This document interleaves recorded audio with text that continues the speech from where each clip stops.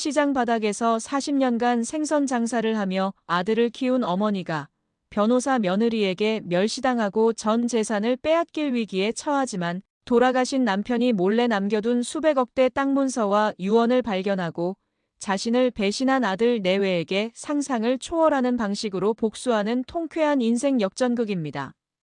본격적인 시청 전 구독과 좋아요는 영상을 제작하는데 큰 힘이 됩니다. 새벽 3시.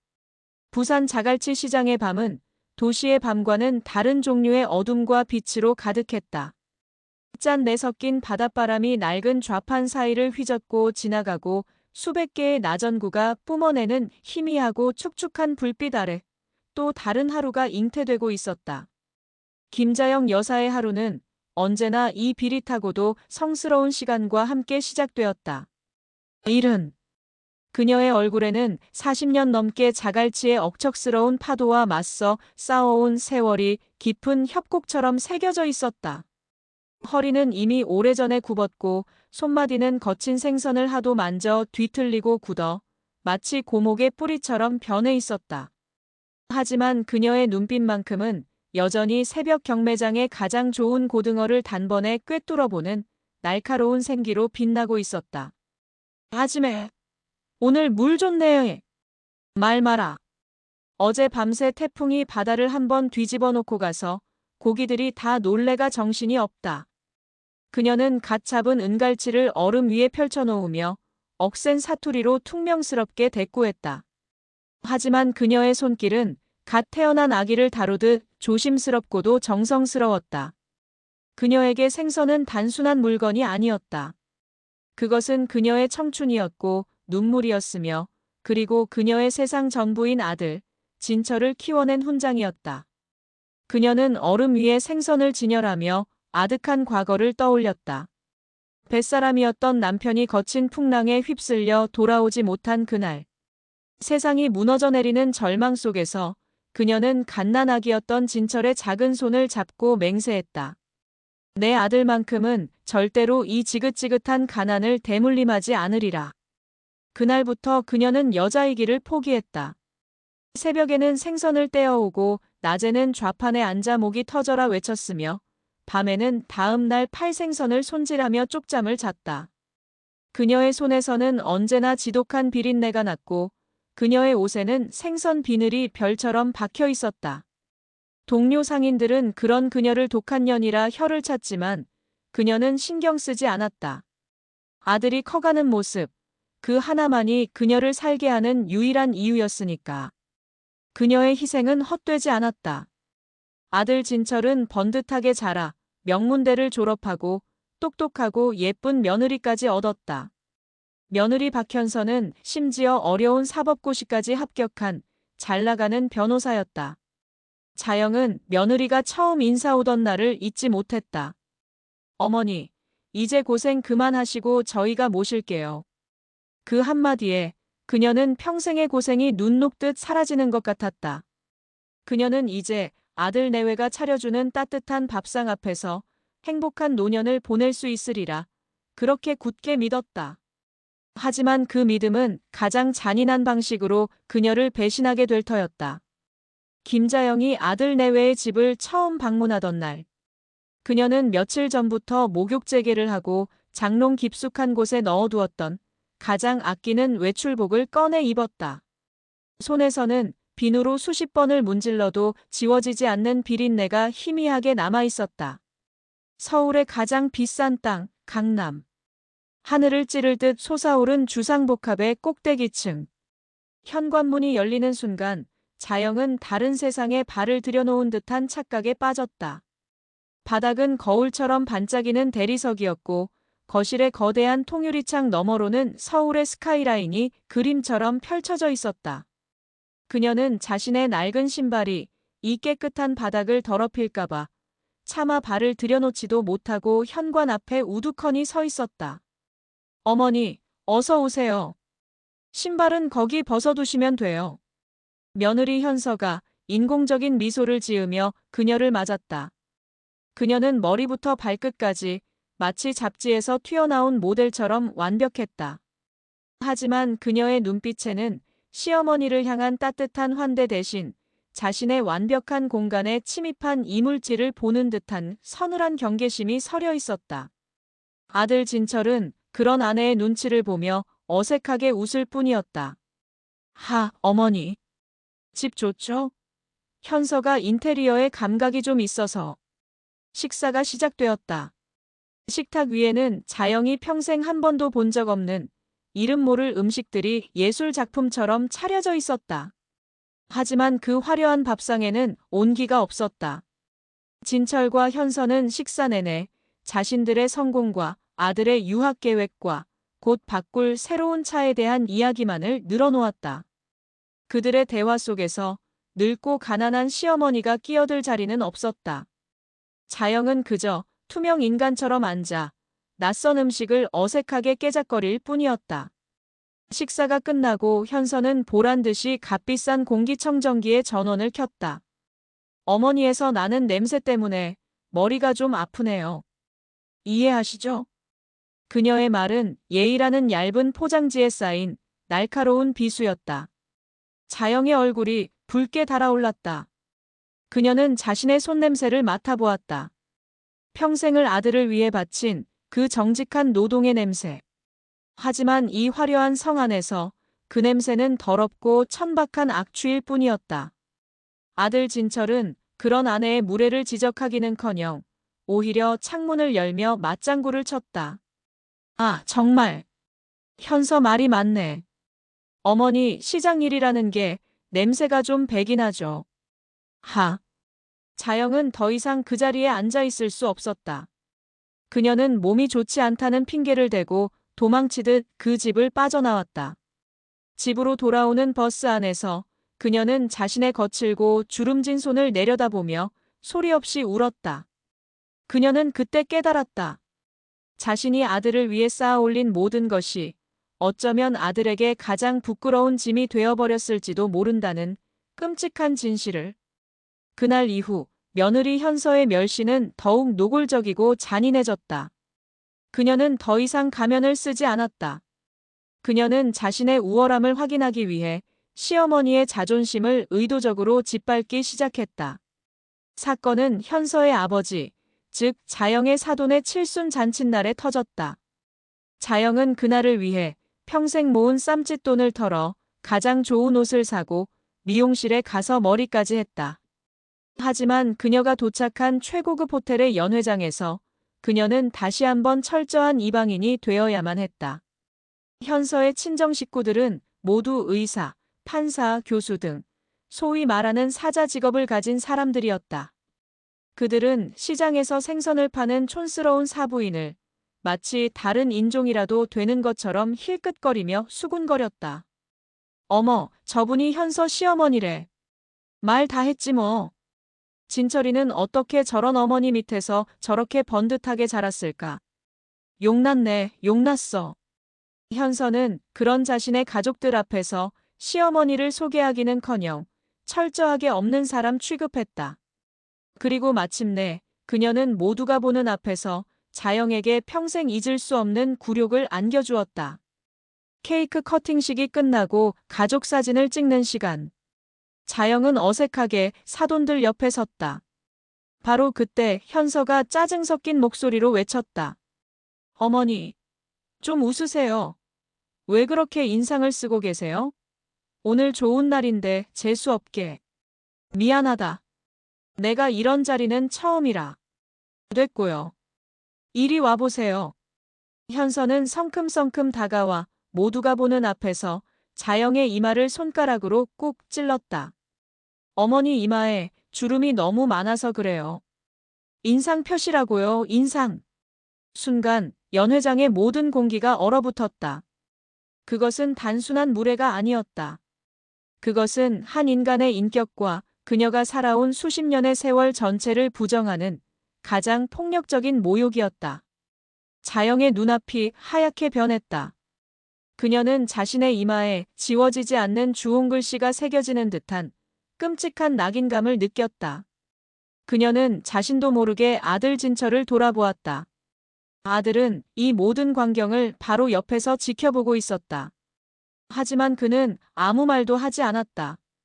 그는 그저 당황한 표정으로 시선을 피할 뿐이었다. 아내의 만행을 막아서기는커녕 침묵으로 동조한 것이다. 그 순간 자영의 마음속에서 무언가가 와르르 무너져 내렸다. 아들에 대한 마지막 남은 믿음, 그 한 조각이 산산조각 나버린 것이다. 그날의 굴욕 이후 자영은 며칠 동안 몸져 누웠다.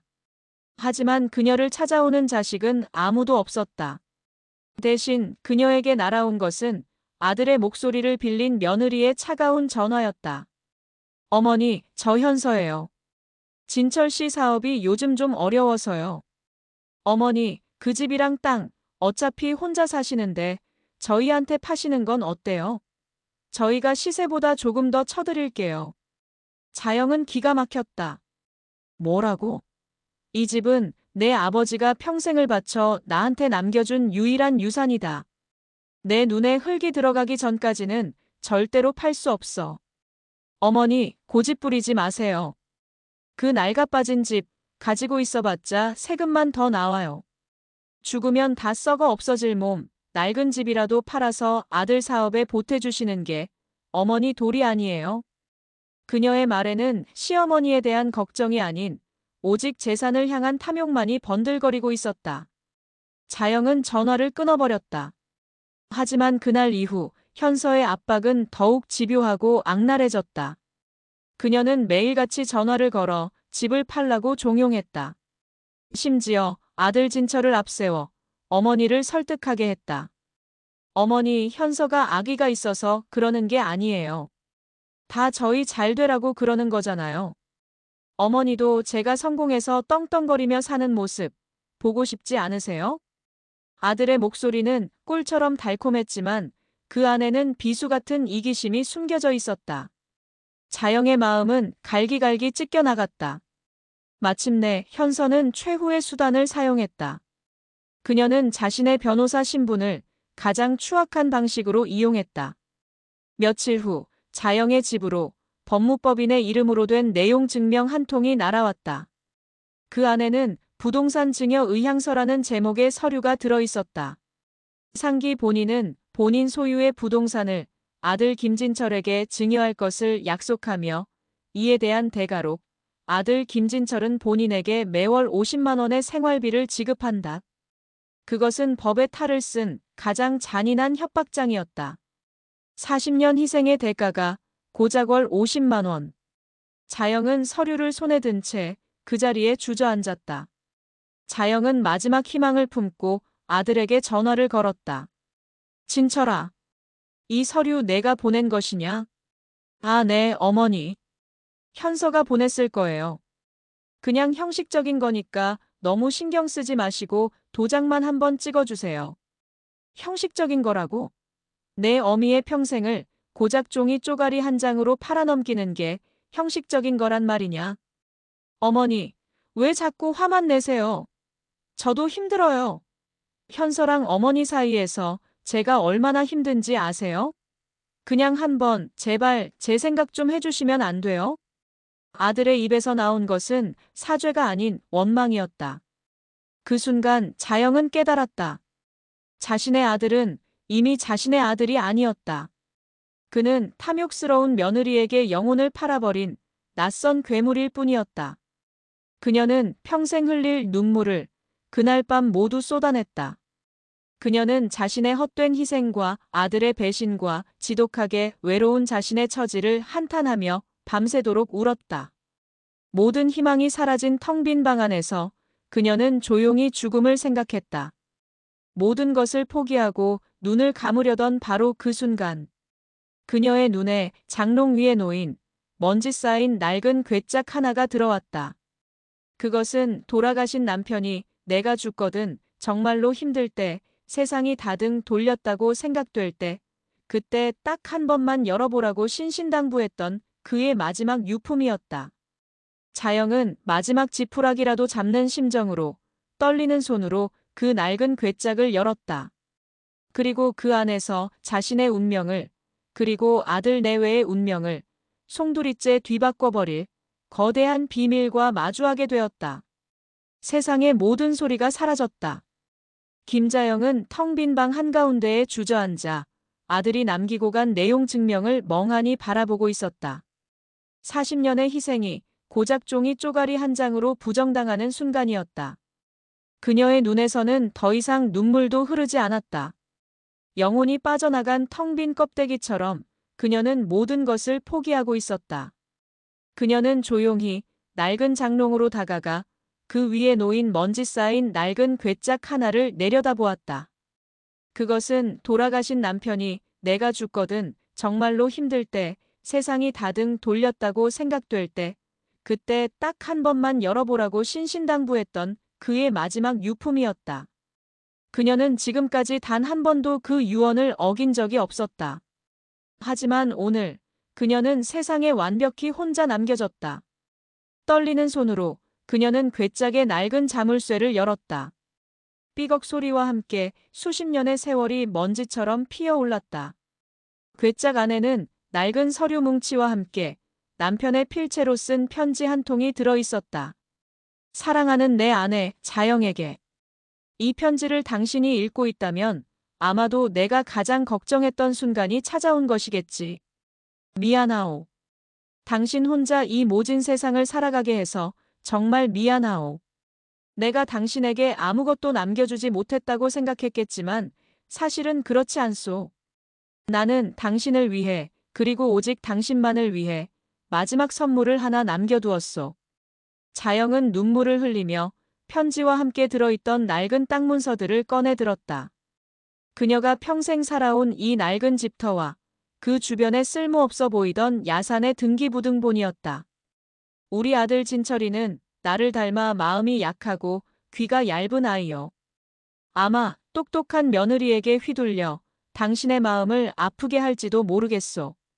그러니 이 재산만큼은 절대로 아들에게 물려주지 마시오. 이것은 당신이 평생 흘린 피눈물에 대한 나의 마지막 보상이니 오직 당신의 마지막 존엄과 행복을 위해서만 사용하시오.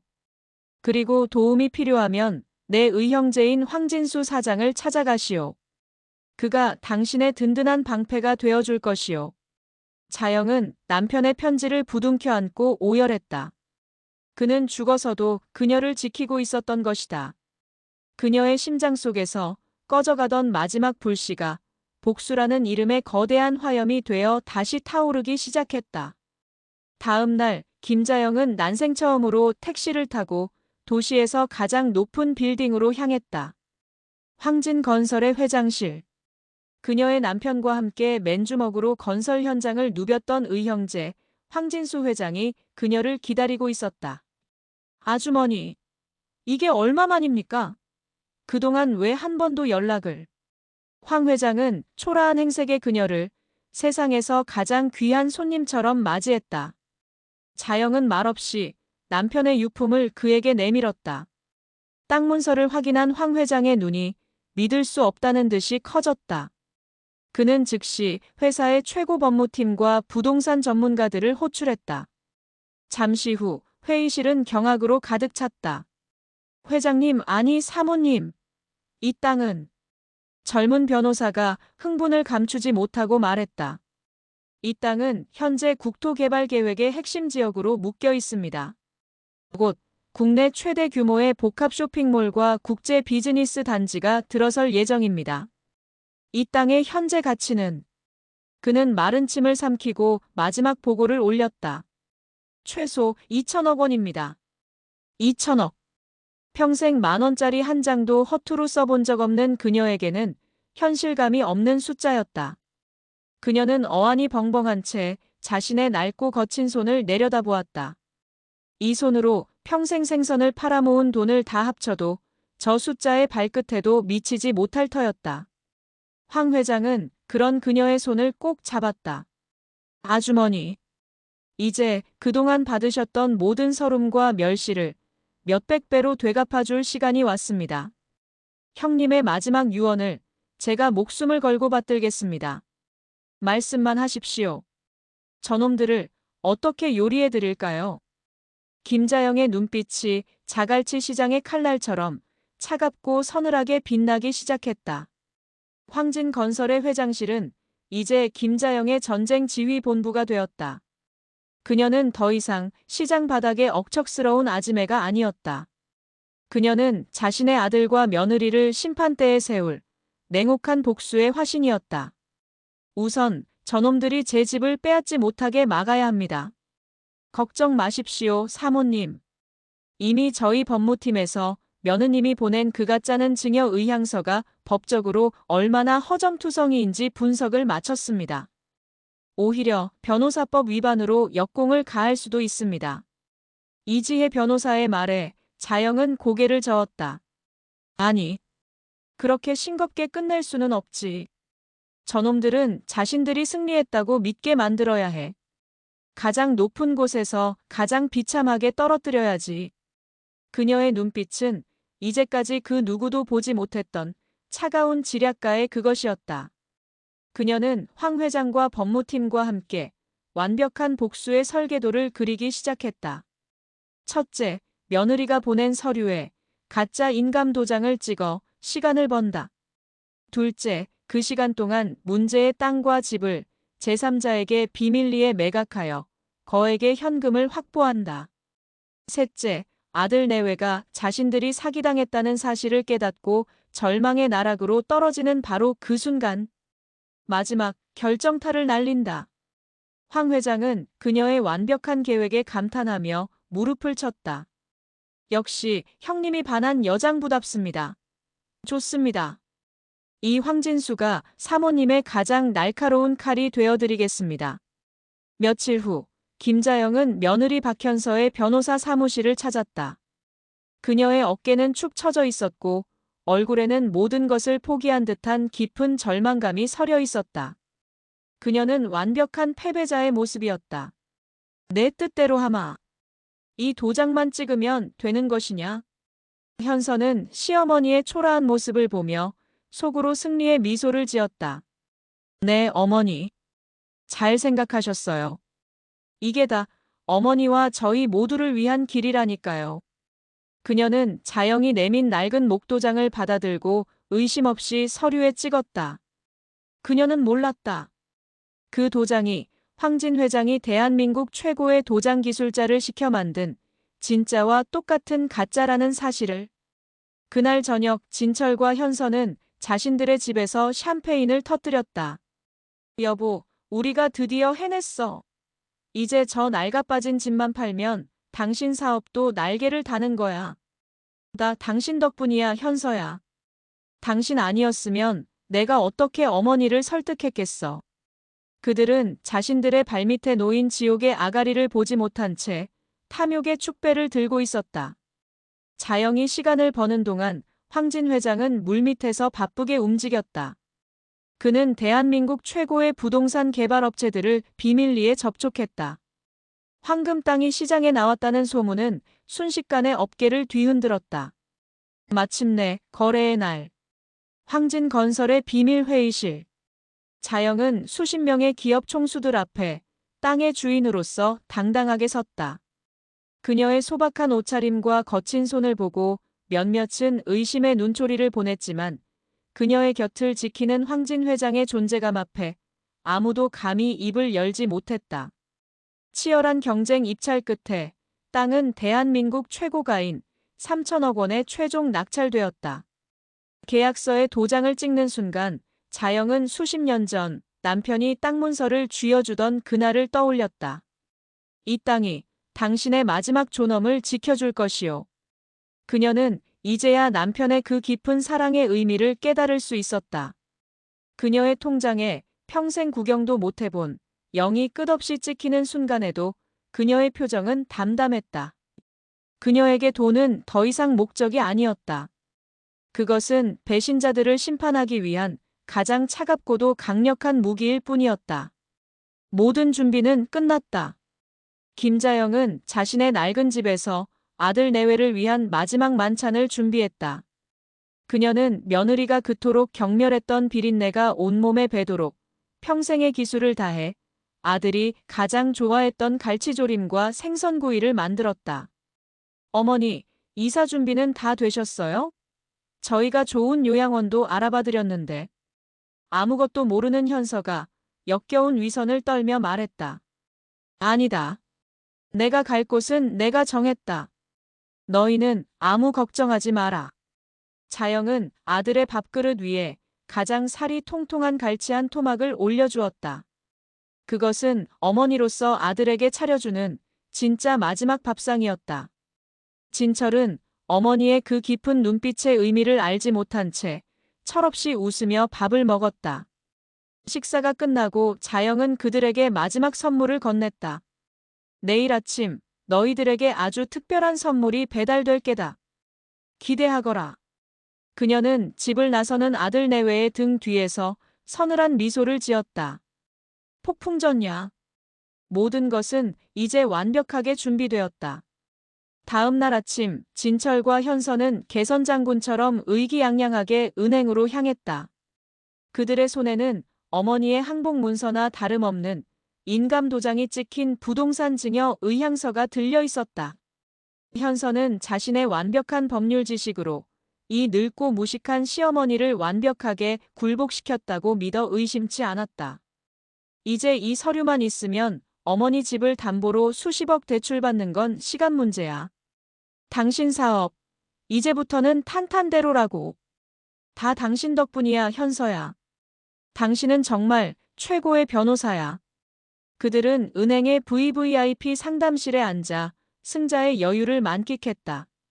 잠시 후 담당 직원이 서류를 검토하더니 고개를 갸웃거렸다. 이상하네요. 전산상으로는 이 부동산의 소유주가 김자영님으로 나오지 않습니다. 네.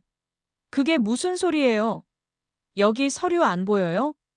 현서가 신경질적으로 소리쳤다. 잠시 후 지점장이 굳은 얼굴로 들어왔다. 두 분께는 죄송하게 됐습니다만 확인 결과 해당 부동산은 지난주에 이미 제3자에게 매각되어 소유권 이전 등기까지 모두 완료된 상태입니다. 이 서류는 아무런 법적 효력이 없는 그냥 종이 쪼가리입니다. 순간 두 사람의 세상이 멈췄다. 그들의 발밑이 아득한 나락으로 꺼져내리는 듯했다. 은행에서 쫓겨나듯 나온 진철과 현서는 망연자실한 채 거리 한복판에 서 있었다. 바로 그때 최고급 검은색 세단 한 대가 그들 앞에 소리 없이 멈춰섰다. 차에서 내린 것은 대한민국 최고의 로펌 정의 소속의 칼날처럼 차가운 인상의 변호사였다.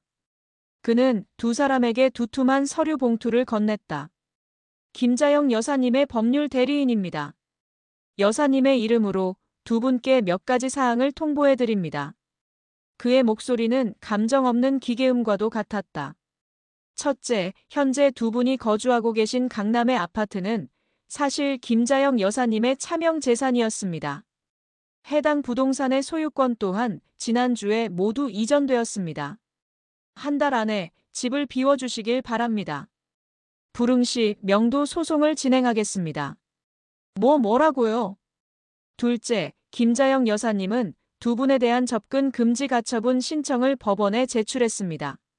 앞으로 전화, 문자, 방문 등 일체의 접촉을 금합니다. 그는 마지막으로 현서를 향해 또 다른 서류를 내밀었다. 그리고 이것은 박현서 변호사님께 보내는 것입니다. 저희 로펌은 당신이 변호사로서의 직업윤리를 위반하고 고령의 직계존속을 상대로 사기 및 협박을 시도한 정황을 포착했습니다. 이에 대한변호사협회 윤리위원회에 당신에 대한 징계 개시 신청서를 정식으로 제출하는 바입니다. 현서의 눈앞이 하얗게 변했다. 변호사에게 징계위원회 회부는 사형 선고나 다름없었다. 그녀의 모든 것이 한순간에 무너져 내리고 있었다. 그날 이후 그들이 쌓아올린 위선과 탐욕의 성은 속절없이 무너져 내렸다. 현서는 변호사협회의 조사를 받게 되면서 업계에서 완전히 매장되었다. 그녀의 모든 고객이 떠나갔고 그녀의 이름 앞에는 패륜 변호사라는 끔찍한 낙인이 찍혔다. 진철의 상황은 더욱 비참했다. 어머니의 집을 담보로 사업을 확장하려던 그의 계획이 수포로 돌아가자 투자자들이 일제히 등을 돌렸다. 빚쟁이들이 그의 집과 회사로 벌떼처럼 몰려들었다. 그들은 결국 살던 집에서 쫓겨나 단칸방 월세집을 전전하는 신세가 되었다. 그들이 믿었던 돈과 명예는 신기루처럼 사라졌다. 그들의 곁에는 이제 아무도 남지 않았다. 모든 것을 잃고 폐인이 된 진철과 현서는 마지막 지푸라기라도 잡는 심정으로 김자영을 찾아 나섰다. 수소문 끝에 그들은 그녀가 부산 앞바다의 한 호화 요트 위에 있다는 사실을 알게 되었다. 그들이 도착했을 때 김자영은 황진수 회장과 함께 맑은 바닷바람을 맞으며 여유롭게 차를 마시고 있었다. 그녀는 더 이상 시장 바닥의 억척스러운 생선 장수가 아니었다. 그녀는 자신의 삶의 주인이 된 위엄있고 평화로운 여왕의 모습이었다. 어머니, 저희가 잘못했습니다. 제발 저희를 버리지 말아주세요. 아들 내외는 그녀의 발밑에 무릎을 꿇고 눈물로 애원했다. 자영은 그런 그들을 아주 오랫동안 어떤 표정도 없이 그저 내려다볼 뿐이었다. 그리고 마침내 그녀는 자신의 마지막 선고를 내렸다. 내가 40년 전 너를 낳았을 때 흘렸던 눈물은 뜨거웠다. 하지만 오늘 너를 내 가슴에서 도려내며 흘리는 내 마지막 눈물은 참으로 짜고 시원하구나. 그녀는 며느리 현서를 향해 말했다. 너는 법을 아는 똑똑한 아이니 잘 알겠지. 법은 약자를 보호하기 위해 존재하는 것이다. 너처럼 약자를 짓밟기 위해 존재하는 것이 아니고. 그녀는 마지막으로 아들 진철을 보았다. 그리고 너, 이 어리석은 아들아. 나는 너에게 내 모든 것을 주었다. 하지만 너는 내 어미의 심장에 칼을 꽂았다. 이 돈은 내 평생의 피눈물 값이다. 그러니 너희들에게는 단 한 푼도 돌아갈 일은 없을 것이다. 그녀는 그 말을 끝으로 그들에게서 완전히 시선을 거두었다. 요트는 절망하며 오열하는 그들을 뒤로한 채 수평선을 향해 유유히 나아갔다. 그날 이후 진철과 현서의 삶은 완벽한 나락으로 떨어졌다. 현서는 결국 변호사 자격을 박탈당했다. 진철은 사기 혐의로 쫓기는 신세가 되어 어두운 밑바닥을 전전했다. 그들은 자신들이 뿌린 탐욕의 씨앗이 얼마나 끔찍한 파멸의 열매를 맺게 되는지를 뼈저리게 깨달아야만 했다. 김자영은 자신의 재산 절반을 사회에 환원했다. 그녀는 돌아가신 남편의 이름을 딴 성준 장학재단을 설립하여 가난하지만 재능 있는 학생들을 후원했다. 그리고 자신의 이름을 딴 자영재단을 만들어 자신처럼 평생을 시장 바닥에서 헌신해온 소외된 상인들과 독거노인들을 돕기 시작했다. 그녀는 돈이 아닌 따뜻한 마음을 나누는 것이 진정한 유산의 의미임을 세상에 보여주었다. 김자영은 이른 평생 처음으로 자신의 여권을 만들었다. 그리고 세계 일주를 위한 비행기 표를 끊었다. 인천국제공항. 그녀는 거대한 비행기 창문 너머로 자신이 평생을 바쳐 살아온 땅을 내려다보았다. 그녀의 얼굴에는 후회나 미련이 아닌 새로운 시작을 앞둔 소녀 같은 설렘이 가득했다. 비행기가 이륙하는 순간 그녀는 낡고 무거웠던 과거의 옷을 완전히 벗어 던졌다. 그녀의 첫 번째 여행지는 이탈리아의 작은 항구 도시 시칠리아였다. 그곳의 새벽 수산시장은 자갈치 시장만큼이나 활기차고 사람 사는 냄새로 가득했다. 그녀는 그곳에서 자신처럼 거친 손으로 생선을 다듬고 억척스럽게 살아가는 또 다른 어머니들을 만났다. 언어는 통하지 않았지만 그들은 눈빛만으로 서로의 고단한 삶을 이해하고 서로를 향해 따뜻한 미소를 지었다. 그녀는 깨달았다. 자신이 평생을 바쳐온 그 비린내 나는 삶이 결코 부끄러운 것이 아니라 세상 어디에서나 존재하는 위대하고도 성스러운 노동이었음을. 여행의 마지막 날. 김자영은 애게해의 눈부신 석양을 바라보며 해변의 작은 레스토랑에 앉아 있었다. 그녀는 자신의 파란만장했던 인생을 처음으로 온전히 돌아보고 있었다.